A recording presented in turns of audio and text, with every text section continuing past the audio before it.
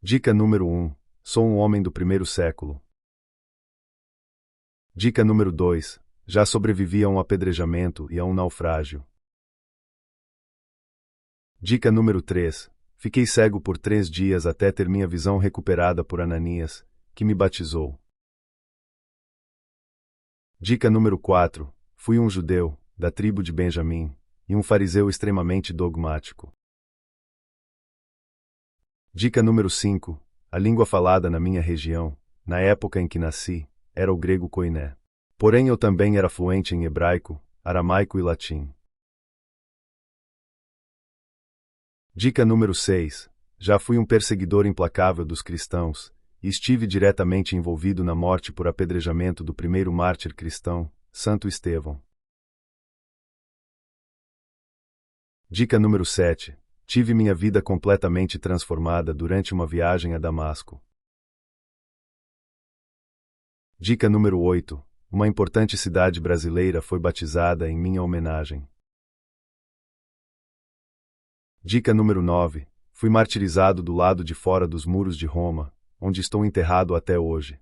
Nessa ocasião eu fui decapitado, e a minha cabeça saltou 3 vezes no chão, e em cada lugar onde ela tocou o solo brotou uma fonte, onde hoje se encontra o Mosteiro das 3 Fontes.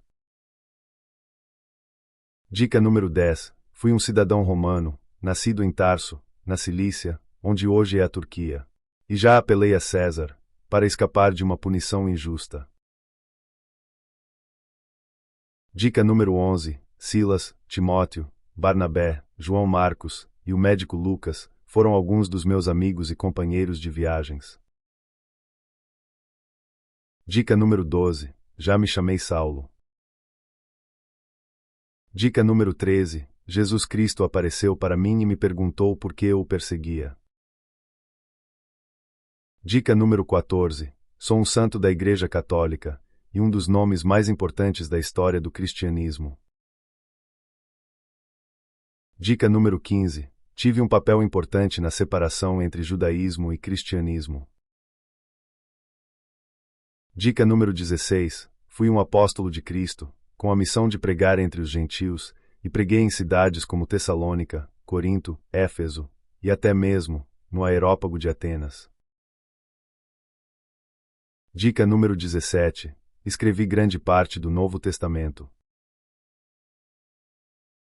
Dica número 18.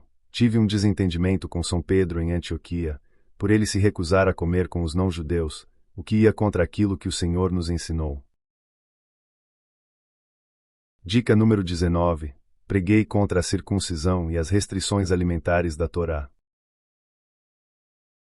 Dica número 20. Converti o procônsul romano Sérgio Paulo ao cristianismo, na ilha de Chipre. Parabéns para quem palpitou, São Paulo.